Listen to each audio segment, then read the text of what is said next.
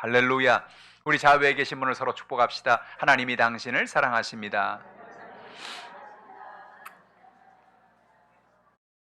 오늘 하나님이 저 여러분을 사랑하시고 오늘도 예수님 안에서 좋은 일이 있습니다. 전 여러분과 함께 마가복음 12장 38절로 44절의 말씀에 근거해서 겸손과 헌신, 이와 같은 제목으로 은혜의 말씀을 나누겠습니다. 오늘 본문의 말씀은 예수님께서 한 서기관의 모습을 통해서 우리가 어떤 모습을 가지고 살고 어떤 모습으로 신앙 생활을 해야 될 것인가를 이야기해 주고 계시고, 그 뒤로 가면서 헌금을 하는 한 여인의 모습 속에서 우리에게 주시는 하나님의 은혜를 이야기하고 있습니다. 오늘 본문을 통해서 주시는 하나님의 진리의 말씀이 무엇일까요? 은혜 나누는 저 여러분 되기를 주님의 이름으로 축복합니다. 첫 번째로 우리는 겸손한 태도를 가지고 살자는 것입니다. 오늘 성경엔 지난주에 이어서 계속 서기관에 대한 얘기가 나와요. 이 서기관은 제가 지난주에도 말씀을 드렸듯이 하나님의 말씀을, 성경을 필사하는, 성경을 베끼는 그런 사람들이라고 그랬죠. 과거에는 인쇄술이 발달하지 않아서 이 서기관들이 성경 하나하나를 다 토시아 이런 걸 다 쓰고, 그래서 그들이 성경을 만들어서 또 다른 사람에게 성경을 나누는 그런 일을 감당했어요. 성경을 잘 읽다 보니까 자꾸 이렇게 종교적인 일을 하게 되고 또 말씀을 가르치게 되고 하는 그런 일을 감당하게 됐죠. 근데 문제는 뭡니까? 처음에 그들이 서기관이 됐을 때는 정말 두렵고 떨리는 마음으로 하나님의 사역을 감당했을 거예요. 열심을 다해서 하나님의 말씀을 읽고 말씀을 베껴 쓰고 기도하고 하나님 앞에 기도했던 그런 사람들이었을 겁니다. 근데 시간이 점점 지나가면서 서기관의 선배들이 얘기하는 거예요. 야야야, 그렇게 하면 안 돼. 그런 식으로 신앙생활하는 게 아니야. 서기관은 적어도 좀 긴 옷을 입어야 돼. 서기관들은 적어도 사람들에게 저 시장 같은 데 가서 이렇게 문안도 받고 인사도 받는 거야. 사람들에게 가서 큰 소리로 기도도 하면서 사람들 앞에 뭔가 이렇게 보여주는 그런 모습이 좀 있어야지 되지. 서기관은 그냥 열심히 신앙생활하고 또 겸손하게 그렇게 하면 안 되는 거야. 그 위에는 선배들이 계속해서 그렇게 가르쳐 주는 거죠. 그래서 결국은 서기관들의 모습이 굳어지게 됐는데, 그 굳어진 모습이 뭐냐? 오늘 성경에 나오는 모습이에요. 마가복음 12장 38절의 내용입니다. 예수께서 가르치실 때에 이르시되 긴 옷을 입고 다니는 것과 그랬어요. 긴 옷을 입고 다니는 이유가 뭐예요? 나를 주목하라는 거죠. 나는 보통 사람이 아니라는 거죠. 옛날엔 긴 옷을 입는 사람은 왕이나 무슨 귀족이나 이런 사람이에요. 근데 이 종교인으로서 이 서기관이 긴 옷을 입고 나도 보통 사람이 아니다, 나를 잘 봐줘라 하는 그런 태도를 갖는 것을 말합니다. 시장에서 문안 받는 것과 라고 말했어요. 시장에서 많은 사람들이 어유 서기관님 오셨습니까? 아유 안녕하십니까? 인사하는, 이걸 막 즐기는 거죠. 사람들이 와서 아유 서기관님, 아유 종교인이시군요, 대단하시군요, 그런 걸 너무너무 좋아하는 거예요. 그걸 너무너무 익숙해진 거죠.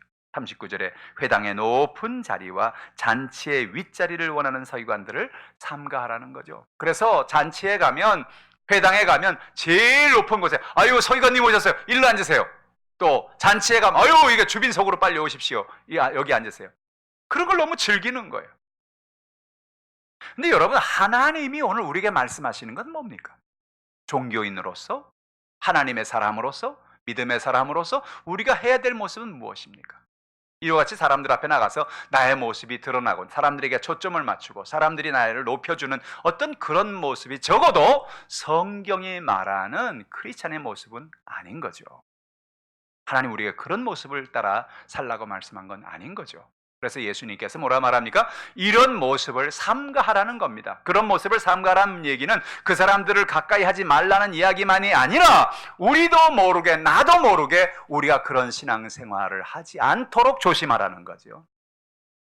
여러분, 겸손과 교만은 종이 한 장 차이예요. 하나님 은혜 가운데 여러분 겸손하시기를 주님의 이름으로 축복합니다. 오늘 성경 말씀 보니까 하나님이 교만한 것을 얼마나 싫어하시냐면요, 사무엘상 2장 3절 이렇게 말씀했어요. 심히 교만한 말을 다시 하지 말 것이며 오만한 말을 너 입에서 내지 말지어다. 야훼는 지식의 하나님이시라 행동을 달아보시느냐 그랬어요. 여러분, 하나님은 큰 저울을 가지고 계세요. 이 저울엔 모든 걸 다 달아요. 사람도 달고 말도 달고 행동도 달고 모든 걸 다 다는데 딱 달아보고 아하 이게 문제가 있다, 행동을 달아보니 교만하구나, 문제가 있구나, 그럼 하나님이 기뻐하지 않으시는 거예요. 하나님은 교만을 기뻐하지 않습니다. 역대하 32장 25절에 이렇게 말합니다. 히스기야가 마음이 교만하여 그 받은 은혜를 보답하지 아니하고 진노가 그와 그 유다 예루살렘에게 내리게 되었더니라고 말하는 겁니다. 무슨 교만입니까? 히스기야는 사실 병들어 죽게 되었지요. 우리가 잘 아는 대로 히스기야가 병들어 죽게 되었을 때 낫을 벽을 향하고 눈물을 흘리고 콧물을 흘리고, 성경에 콧물을 흘렸다는 말은 없어요. 그랬을 것 같아. 눈물을 흘리면서 막 기도했어요. 주여 살려주십시오, 살려주십시오. 제가 주님 앞에 선하게 살고 하나님 영광 위에 살려겠다고 하는 나 아시지요? 하나님 나를 불쌍히 여겨주시옵소서라고 기도하는데 하나님이 그 기도를 들으시고, 히스기야가 저렇게 눈물로 기도하는 거 보니까 저 사람이 많이 겸손해졌구나, 저 사람이 많이 낮아졌구나, 살려줘야 되겠다. 그래서 15년의 생명을 살려주죠. 그런데 거기까진 좋았는데 히스기야가 딱 살고 나니까 다시 교만해져 버린 거예요. 그 얘기입니다. 히스기야가 마음이 교만하여 그 받은 은혜를 보답하지 아니했다는 거예요. 그가 겸손하게 하나님 감사합니다. 내가 남은 인생 15년 더 살았으니 이 남은 인생 하나님 영광 위에 살겠습니다. 섬기며 살겠습니다. 헌신하면서, 그런 게 아니고 막 교만해가지고 와 봐라 내가 기도하니까 이렇게 응답이 되고 하나님이 나를 이렇게 보고 계시고 하나님 내게 이렇게 기적을 베풀어 주지 않았느냐, 나 보통 사람이 아니거든, 나 이 나라 왕이거든, 막 이런 식으로 나가니까 하나님이 그의 교만함을 참 보기를 원치 않았어요. 그 받은 은혜를 보답하지 않으니까 진노가 그와 유다와 예루살렘에게 내리게 되었는데, 은혜는 뭐냐? 26절에 보면 뭐라 그러냐면 그 히스기야가 하나님 앞에 뉘우침으로, 그 교만함을 뉘우침으로 하나님이 진노를 내리시지 않았다는 것이 성경의 이야기죠. 여러분, 우린 자신도 모르게 교만해져요. 자신도 모르게, 나도 모르게 내가 신앙생활을 이렇게 오래 했으니까, 내가 이런 하나님의 역사를 체험했으니까, 내게 이런 하나님이 축복을 주셨으니까 나는 이런 사람이야, 나는 보통 사람이 아니야, 할렐루야, 그러고 살아가는. 그러면 서기관하고 다를 게 아무것도 없는 거예요. 예수님은 우리에게 말합니다. 오늘 우리의 신앙에 겸손을 가지라는 겁니다. 겸손하시기를 주님의 이름으로 축복합니다. 시편 18편 27편에 주께서 곤고한 백성은 구원하시고 교만한 눈은 낮추시리이다. 겸손한 사람, 곤고한 사람, 그 백성도 하나님이 높여주시겠다는 거예요. 구원해 주시겠다는 거예요. 그런데 교만한 눈을 가진 사람은 하나님이 낮추고 이상하죠. 왜 이렇게 안 돼? 왜 이렇게 자꾸 낮아지지? 왜 이렇게 자꾸 문제가 있지? 왜 그러냐? 하나님이 나를 지금 낮추고 계시는 거예요. 나를 낮추고 계시고 회개하게 하시고 하나님 앞에 내가 교만을 내려놓고 겸손하게 하라는 거죠. 그러나 내가 하나님, 내 힘으로 할 수가 없어요. 나는 아무것도 아니에요. 나는 부족해요. 하나님 나를 도와주세요.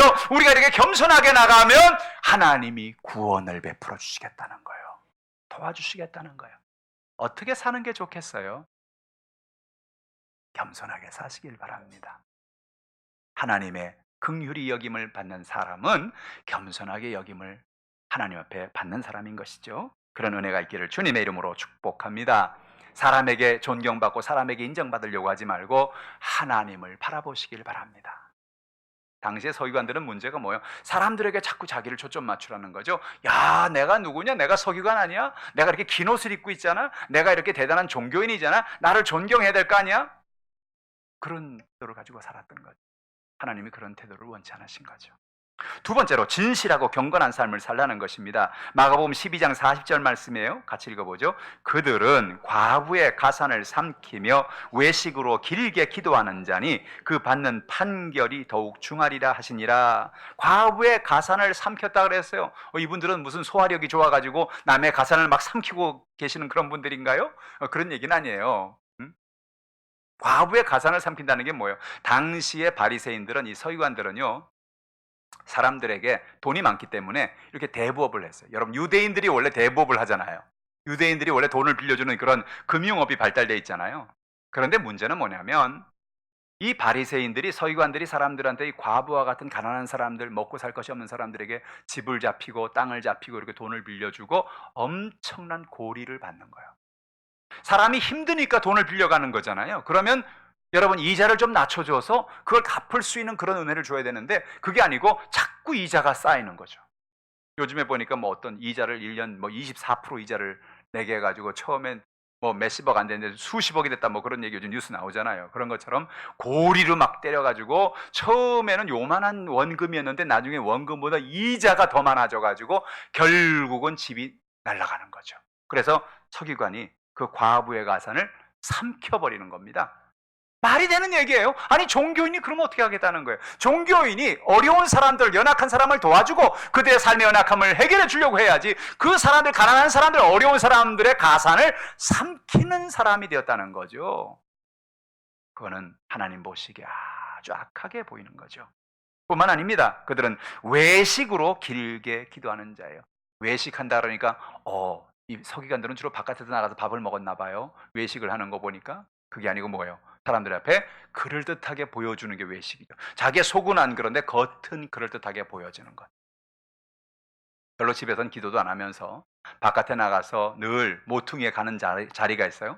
성경 보면 바리새인들이, 특히 이 서기관들이 나가서 사람들 많이 모이는 시장이나 이렇게 모퉁이나 사람들이 많이 오가는데 거기가 특히 기도하는 사람들이 있었어요. 손을 높이 들고 오 주여 이 동네를 축복합니다. 이 동네를 축복하여 주옵소서. 이 동네 가난한 사람들이 얻게 하시고 하나님이 복을 주시오. 뭐 이렇게 기도하는 거예요. 그러면 지나가던 사람, 어유 저분 또 나오셨네. 아유 저분은 참 저렇게 기도를 하신다니까. 야 이 동네를 위해 기도하고 저렇게 열심히 기도하니 참 얼마나 할렐루야야. 야 대단한 분이야, 대단한 분이야. 비가 오나 눈이 오나 저렇게 늘 나와서 기도하잖아. 할렐루야. 그러니까 그 상급을 누가 다 받고 있는 거예요? 그 본인이 다 받는 거예요. 본인이, 그 바리새인이, 그 서기관이 사람들 앞에 막 칭찬 소리가 막 들려 귀에. 아 할렐루야, 계속해라 칭찬. 그래 나는 계속 이렇게 기도하겠다. 무슨 얘기예요? 사람들 앞에 외식하고 사람들에게 드러내려고 하고 사람들에게 칭찬받으려고 그렇게 하는 거죠. 하나님이 우리에게 원하는 기도는 그런 게 아니죠. 성경에 뭐라 말합니까? 예수님 마태복음 6장 6절에 이렇게 말합니다. 너는 기도할 때에 내 골방에 들어가 문을 닫고 은밀한 중에 계신 내 아버지께 기도하라. 은밀한 중에 보시는 내 아버지께서 갚으시리라. 기도할 때 어떻게 하라고요? 골방으로 들어가라고. 골방으로 들어가라. 이렇게 말하니까 어떤 분이 그래요. 목사님, 우리 집엔 골방이 없는데요. 여러분, 골방에 들어가라는 건 정말 골방으로 들어가는 그런 의미만이 아니라 사람들에게 방해받지 않는, 사람들에게 보이려고 기도하는 그런 기도가 아니고 은밀하게 하나님 앞에 나가서 기도하라는 거죠. 그 골방은 여러분 새벽 기도회가 될 수 있고요. 그 골방은 하나님 앞에 나가 철야하는 우리 금요 철야가 될 수 있고요. 그 골방은 여러분이 아무도 없는 곳에 와서 혼자 기도하는 그 기도의 자리일 수도 있습니다. 하나님은 어떤 하나님이에요? 은밀한 중에 계신 내 아버지라고 말합니다. 하나님은 그러니까 그 번화한 거리에서 사람들 다 보는 앞에서 기도하는 기도는 받는다 안 받는다? 그 기도는 안 받고 있겠다 그랬어요. 하나님 어떻게 했다고? 은밀한 곳에서 하나님과 1대1의 관계에서 기도하는 그 기도 가운데 하나님이 임재하시겠다는 거예요. 할렐루야. 오늘 여러분에게 그런 은혜가 있기를 주님의 이름으로 축복합니다. 예레미야 33장은 이렇게 말합니다. 3절에 너는 내게 부르짖으라. 내가 내게 응답하겠으며 내가 알지 못한 크고 은밀한 일을 내게 보이리라. 은밀한 계신 하나님께서 우리에게 은밀한 것을 예비하시고 은밀한 것을 공급해 주시는 것입니다. 교만한 사람은 결국 심판을 받게 됩니다. 40절 끝부분을 보세요. 그 받는 판결이 중하다고 말한 것입니다. 여러분, 우리는 이 땅을 떠나면 우리는 두 가지의 심판을 경험합니다. 심판이라고 하니까 좀 이상한데 심판이라기보다는 판결이라고 하는 게 맞겠죠? 우리가 이 땅을 떠나면 예수를 믿었느냐 믿지 않느냐에 따라서 우리는 천국으로 가느냐 지옥으로 가느냐는 판결을 우리는 받습니다. 첫 번째 판결입니다. 예수를 믿었습니까? 통과, 천국으로 갑니다. 그럼 천국 가서 또 판결이 또 있어요. 천국 가서는 무슨 판결을 받느냐? 그 천국 가서 내가 상급을 받느냐 받지 못하냐의 판결이 남아있는 것입니다. 하늘나라 가서 하나님 은혜 가운데 하나님이 우리를 판결하시는 거 뭐예요? 아까 하나님 저울을 가지고 계시다 그랬잖아요. 저울을 가지고 우리가 한 말, 우리가 한 행동, 우리가 한 모든 것을 주님이 다 달아보시는 거예요. 아, 달아보니까 네가 참 사랑으로 살았구나. 너 주변에 어려운 사람들, 연약한 사람을 네가 도와주고 살았구나. 네가 어려운 사람들에게 복음을 전하고 살았구나. 네가 영혼을 구원하고 살았구나. 그러니까 저울이 갑자기 쑥 내려가는 거예요. 야, 잘했다, 잘했어. 일로 와라. 내가 상급을 주마. 면류관을 주마. 할렐루야! 놀라운 축복을 받는 거죠. 근데 저울 달았는데 에게 왜 이렇게 가볍냐? 뭐가 문제가 있냐? 구원은 받았는데 하나님을 믿기로 구원은 받아 왜 이렇게 가볍지 가만히 보니까 아하 네가 사거리에서 사람들 앞에서 그렇게 기도를 했구나. 네가 사람들 앞에서 저 높은 자리에 앉기만을 그렇게 원하고 사람들 앞에 그렇게 너가 초점을 맞추고 너가 존경받기를 그렇게 원하고 사람들 앞에 네가 교만한 인생을 살았구나. 저울이 쑥 올라가는 거예요. 상급 없음. 그렇게 되는 거예요. 사랑하는 성도 여러분, 하늘나라에 우리는 다 서는 날이 와요. 구원의 은혜에 감격한 그 축복과 함께 하나님 앞에 여러분 겸손하여서 이웃들을 사랑으로 돌봐주시어서 영혼을 구원하셔서 하나님 앞에 상급받는 여러분 되기를 주님의 이름으로 축복합니다. 잠언 16장 18절은 말합니다. 교만은 패망의 선봉이요 거만한 마음은 넘어집에 앞잡이니라 그랬어요. 우리가 하나님 앞에 교만하면 결국은 패망하게 된다는 것이고 하나님 앞에 순종하고 겸손하면 하나님의 복을 받는다는 것입니다. 오늘 그런 은혜가 있기를 주님의 이름으로 축복합니다. 셋째로 마음을 다해서 하나님께 드리라는 것입니다. 예수님께서 서기관에 대한 얘기를 하고 이렇게 앉아 계시는데 1년에 사람들이 성전 앞에 있는 헌금대에 모여서 헌금하는 것을 예수님 지켜보셨어요. 어떤 사람은 부자인데 정말 많은 헌금을 드리는 걸 봐요. 옆에 있는 제자들이 어휴 저 사람은 헌금도 많이 하네요. 근데 어떤 사람이 왔는데 과부예요. 가난한 사람이에요. 또 이 사람은 많이 드리지도 못하고 그냥 2렙돈을 그 헌금함에 땡그랑하고 드리는 걸 봤어요. 아, 가난한 사람이구나 라고 생각했는데 예수님이 의외의 말씀을 하시는 거예요. 여인들아, 저 부자들하고 저 가난한 여인이 있지 누가 헌금을 많이 한 줄 아냐? 누가 많이 했는데요? 가난한 사람이 많이 했다. 에? 예수님 무슨 말씀이에요? 아, 저 여인은 2렙돈밖에 안 했는데요? 저 부자들은 많은 재산 가운데 아주 작은 것을 드린 것이지만 저 여인은 자기의 모든 생활비를 다 드린 거야. 그 주님이 우리가 드리는 것을 비율로 보고 계신다는 거예요. 헌금을 비율로 보고 계신다는 거예요. 뿐만 아니라 주님은 우리가 드릴 때 기쁨으로 드리는 것을 원하시는 것입니다. 마가복음 12장 41절 이후의 말씀이죠. 예수께서 헌금함을 대하여 앉으사 무리가 어떻게 헌금함을 돈 넣는가를 보실세 여러 부자는 많이 넣는데 한 가난한 과부는 와서 2렙돈 곧 한 고드란트를 넣는지라. 예수께서 제 아들을 불러다가 이르시되 내가 진실로 너에게 이르노니 이 가난한 과부는 헌금함에 넣는 모든 사람보다 많이 넣었도다. 예수님의 수학은 사람들의 수학과 다르다는 거예요. 예수님의 계산법은 사람들의 계산법과 다르다는 거죠. 오늘 이 말씀의 중요한 포인트가 뭐예요? 하나님은 우리가 하나님께 드리는 걸 보고 있다는 거죠. 예수님이 성전 앞에서 헌금함에 이렇게 헌금하는 사람들을 보고 계셨다는 거예요. 어떤 사람은 많이 넣고 어떤 사람은 조금 넣고 하는 걸 다 보고 계셨던 거죠. 여러분 아십니까? 여러분이 하나님 앞에 드리는 그 헌금을 하나님은 다 보고 계십니다. 여러분이 하나님 앞에 드리는 것을 하나님은 다 보고 계십니다. 이 사실을 잊지 않기를 바랍니다. 그리고 하나님은 우리가 헌금을 드릴 때 우리의 마음을 받고 계시는 거예요. 사실 여러분 헌금을 하나님이 걷다 뭐하게 쓰시겠어요? 그걸 뭐 하시겠어요? 근데 왜 하나님이 헌금을 드리라고 말합니까? 성경의 말라기 3장 10절에 보면 너희가 온전한 11조를 하나님께 드려 너희의 창고에 쌓을 것이 없도록 붙지 않는가 하나님이 보라고 말씀하셨죠?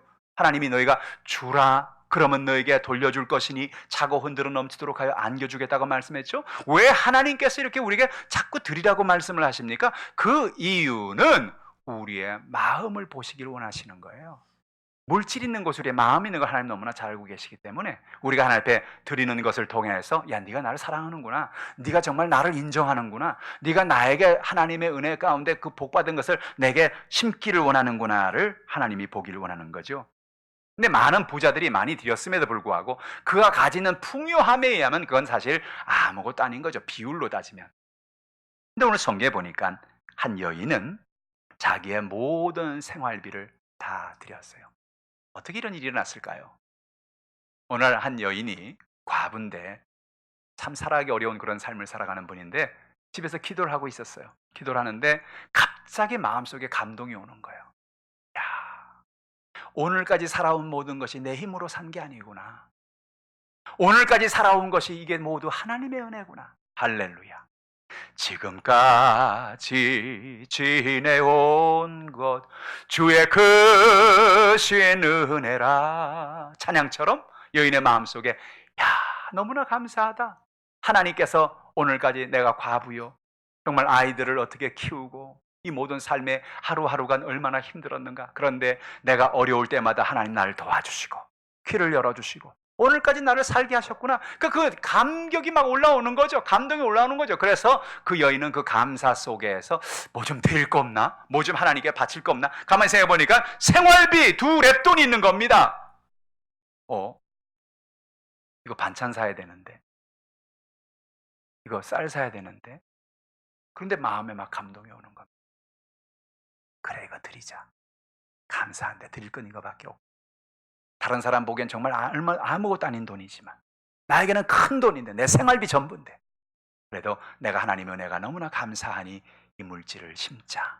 그러고 가서 이 여인이 그 렙돈을 하나님 앞에 드린 거죠. 고린도후서 9장 7절에 이렇게 말합니다. 각각 그 마음에 정한 대로 할 것이라 인색함으로나 억지로 하지 말지니 하나님은 즐겨내는 자를 사랑하느니라 그랬습니다. 여러분, 여인은 하나님 앞에 감사함으로 그 은혜에 감사해서 자기의 모든 전 재산을 주님 앞에 다 드린 것입니다. 성경에 보면 이 여인과 같은 한 여인의 얘기가 또 나오죠. 그것이 누가복음 7장에 나오는 예수님께 나의 모든 옥합을 깨뜨려 드린 여인의 얘기입니다. 그 동네에 바리새인 한 사람이 예수님을 초대했어요.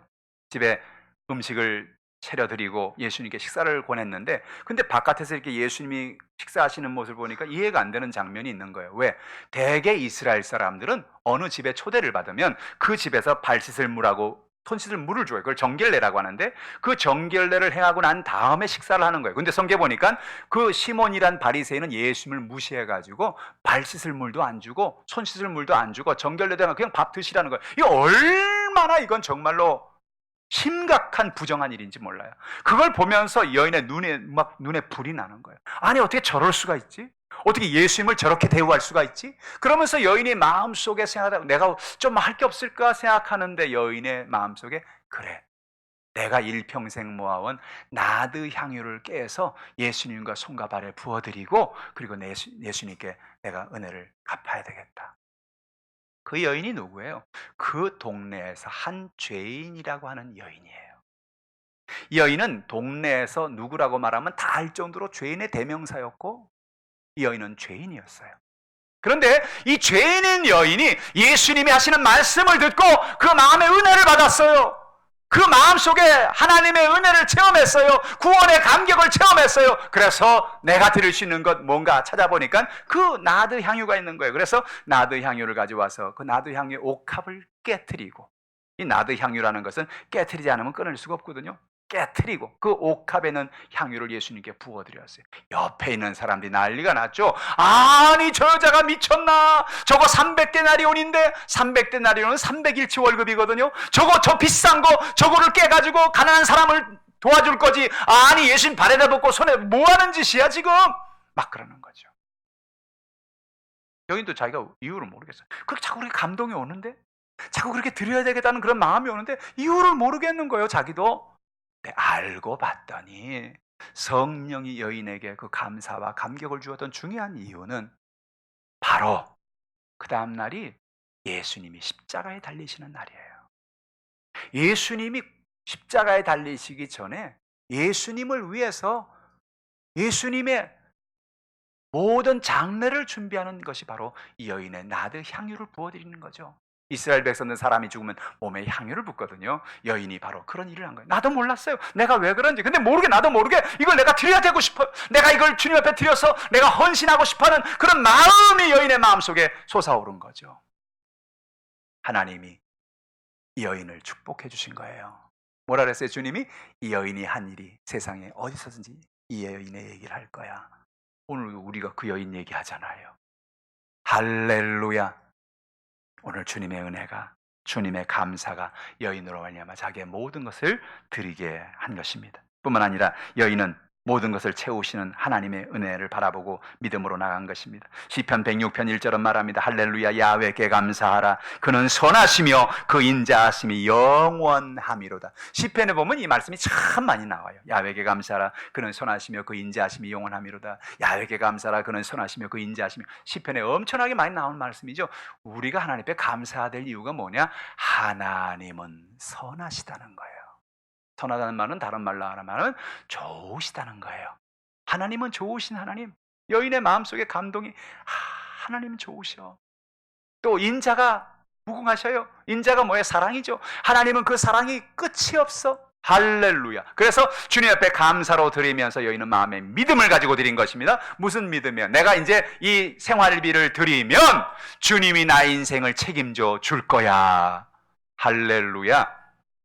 여러분 그런 경험하신 적 있으세요? 여러분도 그렇게 넉넉하지 않은데 하나님 어떤 감동을 주는 거죠.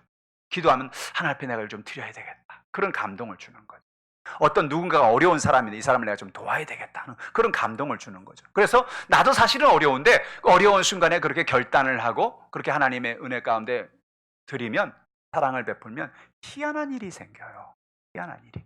나는 지극히 작은 것을 드렸는데 예상치 못하는 복을 하나님이 주시는 겁니다. 그게 뭐예요? 성경은 말합니다. 주라. 그리하면 너희에게 돌려줄 것이니 곧 차고 흔들어 넘치도록 하여 안겨주리라. 여인은 그 사실을 믿었어요. 하나님, 나는 이거 내 전 재산이에요. 생활비예요. 난 이제 더 이상 먹고 살 것도 없고요. 쌀 살 돈도 없고요. 내가 좀 먹고 살 돈도 없는데요. 그러나 주님, 내가 주님 너무나 감사해서, 내가 주님 너무나 은혜가 감사해서 고마워서 이 예물을 주님 앞에 심습니다. 주여 이 물을 받으시옵소서. 근데 드리면서 무슨 기도를 했겠어요? 주여 채워주실 줄 믿습니다. 공급해 주실 줄 믿습니다. 하나님의 은혜를 기대합니다. 성경 구약 시대에, 엘리야의 시대에 그 땅에 큰 기근이 다가왔죠. 3년 6개월 동안 하나님이 아합 왕과 그 아내가 우상을 숭배하는 것을 미워하셔서 그 땅에 비를 내리지 않았어요. 회개하라는 거죠. 하나님께 돌아오라는 거죠. 그때에 모든 사람들이 굶주려 갔습니다. 그 왕 때문에, 그 왕비 때문에 모든 사람이 같이 굶주려 가는 거죠. 이제 시냇물도 다 떨어져 가고 엘리야도 숨어 있는 곳에서 피할 수 있는 장소가 더 이상 없고 하나님께서 엘리야에게 말합니다. 엘리야야, 너는 저 사렙다라는 곳에 가서 한 과부의 집에 가라. 그곳에 가서 네가 먹고 살 것을 내가 책임져 주겠다. 처음에 엘리야는 그 집에 가서 처음에 갈 때 아마 대단한 부자였지 않았겠는가. 주님이 나를 보내서 그 집에서 먹게 하시니 이 사람이 대단한 부자가 아니겠. 그렇게 생각하고 갔는데 가보니까 웬걸, 가보니까 얼마나 가난한지, 얼마나 가난한 여인인지. 그 여인이 갖고 있는 것은 가루 조금 한 움큼하고 기름 한 병에 조금 남은 것밖에 없는 거예요. 그럼 뭐 하려고 그랬느냐? 그 마지막 기름 가지고, 마지막 가루 가지고 과자 만들어서 먹고 자기하고 아들하고 먹고 이제 먹을 거 없으니까 이제 죽자. 그러고 얘기하고 있는 차에 엘리야가 그 집에 도착한 겁니다. 엘리야가 그를 보고 하는 말이, 여인이요, 참 어려운 삶을 사시는군요. 당신이 가지고 있는 그 마지막 가루하고 그 마지막 기름을 가지고 나를 위해 과자를 하나 만들어 주세요. 내가 먹고 하나님이 복을 주셔서 이 가정에 기름이 떨어지지 아니하고 이 가정에 가루가 떨어지지 않는 축복을 하나님이 주실 것입니다. 라고 그렇게 말을 합니다. 이 말을 믿어야 돼요? 말아야 돼요? 어떻게 홈레스 같은 아저씨 하나가 들어와가지고 갑자기 남의 집에 들어와가지고, 여인이요, 당신 마지막 남은 가루 그거 가지고 지금 빵 만들려는 거 알고 있는데 그걸 가지고 나를 먼저 먹이시오. 그리고 하나님이 당신을 채워주고. 이 말을 믿어야 돼, 말아야 돼? 근데 여인의 마음속에 갑자기 믿음이 오는 거죠. 아, 이분의 하는 말이 의미가 있다. 하나님께서 이분을 우리 가정에 손님으로 보내셨구나. 그러니까 여러분, 이스라엘 사람들은요, 고아와 과부와 객을 대접하는 그런 문화를 가지고 있어요. 그러니까 지금 자기도 먹을 게 없는데 이분이 이제 자기네 집에 나그네로 왔으니까, 객으로 왔으니까 그렇게 하겠습니다 해서 가서 그 마지막 남은 기름으로, 마지막 남은 그 가루로 빵을 만드는 거예요.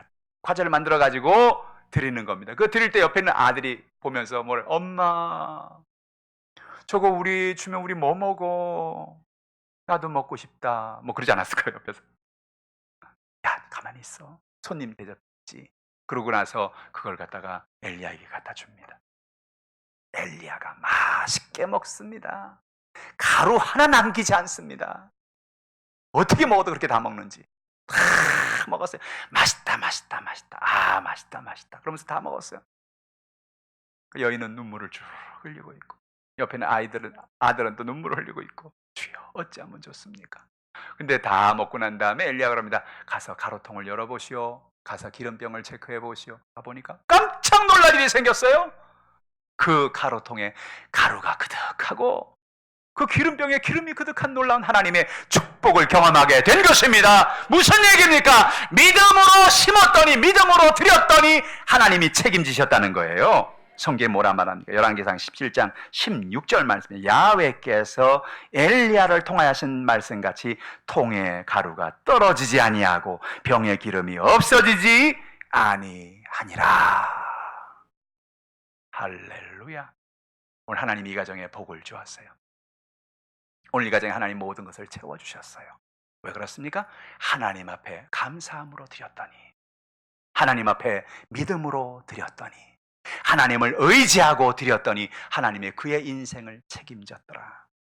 여러분, 우리는 인생을 살아가면서 하나님을 믿고 계십니까? 여러분 인생을 사시면서 하나님이 여러분의 모든 것을 채워줄 거를 믿으십니까? 이게 정말 중요한 거예요. 이게 정말 중요한 거예요. 나의 모든 것을 주님 앞에 헌신합니다. 나는 주님 앞에 나의 모든 인생을 바칩니다. 나의 몸을 드리고 나의 시간을 드리고 나의 모든 것을 드립니다. 여러분, 리빙스턴의 얘기는 감동스러운 얘기잖아요. 어렸을 때 헌금함이 주일 예배 때 이렇게 헌금함에 들어가면 이 리빙스턴이란 어린이는 돈이 없어요. 돈이 가난했어요. 그래서 오늘 헌금함이 돌아가는데 그 헌금함 위에 자기가 날쑥 앉아버렸어. 헌금함에 쑥 앉아버렸어. 헌금 주머니에. 그 옆에 있는 집사님 난리가 났지. 야, 너 미쳤냐? 이게 무슨 방석인 줄 알아? 아, 여기 왜 앉고 그래? 아니요, 집사님, 제가 오늘 헌금을 드려야 되는데요, 오늘 드릴 돈이 없어요. 그래서 제가 저를 드리기로 했어요. 그래서 리빙스톤이 헌금함 위에 자기가 앉아버렸다니까요. 하나님, 나를 드립니다. 나중에 돼서 이분이 선교사가 됐잖아요. 저 아프리카에 가서 종족들을 구원하는 탐험가이자 선교사로서 하나님의 사역을 감당하는 사람이 됐다고요. 할렐루야. 여러분, 하나님 앞에 믿음으로 드리면 하나님이 그를 책임져 주시는 것입니다. 그의 모든 것을 공급해 주시는 것입니다. 주님이 기억하시는 거예요. 할렐루야. 두 랩돈은 아무것도 아닐 수 있어요. 돈 많은 사람에게는 아무것도 아닐 수 있죠. 나 여인에게는 전 재산이었고 전 생활비였고 모든 것이었어요. 주님은 얼마나 많고 적으냐를 보시는 게 아니에요. 비율을 보시는 거예요. 내가 얼마나 기쁨으로 드리느냐, 내가 얼마나 감사로 드리느냐, 내가 얼마나 믿음으로 드리느냐. 할렐루야. 하나님 앞에 이와 같은 복을 받는 여러분들 다 되시기를 주님의 이름으로 축원합니다. 기도하겠습니다. 하나님 아버지, 오늘도 우리가 마가복음의 말씀을 묵상하면서 말씀 속에서 우리에게 말씀하신 주의 음성을 듣게 하시니 감사합니다. 하나님 아버지, 겸손하기 원합니다. 우리도 모르게 인생을 살아가면서 나도 모르게 종교인이 되어갑니다. 사람들에게 존경받는 게 좋고 인사받는 게 좋고 높임받는 게 좋았던 서기관처럼 그렇게 살지 말라고 주님 말씀하셨습니다. 우리가 먼저 섬기며 겸손하게 살아가는 우리 모두가 되게 하여 주시옵소서. 하나님 아버지, 하나님 은혜 가운데 드리며 나누며 베풀고 살 수 있는 헌신의 삶을 살게 도와주옵소서.